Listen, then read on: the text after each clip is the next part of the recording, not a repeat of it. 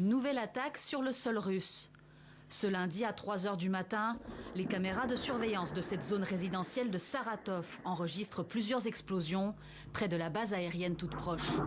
Selon le gouverneur de la région, il s'agirait d'un drone ukrainien intercepté par les soldats sur place. La déflagration a fait plusieurs victimes. Selon le ministère russe de la Défense, un drone ukrainien a été abattu alors qu'il s'approchait de l'aérodrome militaire d'Engels dans la nuit du 26 décembre. Malheureusement, les débris ont blessé mortellement 3 militaires. Située à plus de 600 km de la frontière ukrainienne, la base d'Engels joue un rôle stratégique pour l'armée de l'air russe et ses missiles à longue portée. Son aérodrome a déjà été la cible d'attaques ces dernières semaines.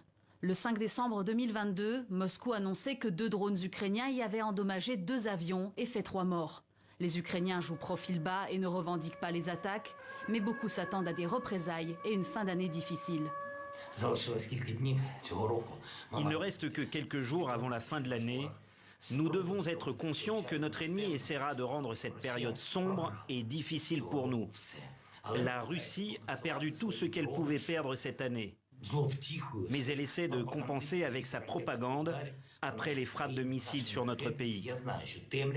Kiev s'inquiète en particulier de la formation d'un nouveau front au nord et mobilise ses troupes le long de la frontière avec la Biélorussie. Ce week-end, des systèmes de missiles balistiques Iskander russes y ont été déployés avec la bénédiction de Minsk.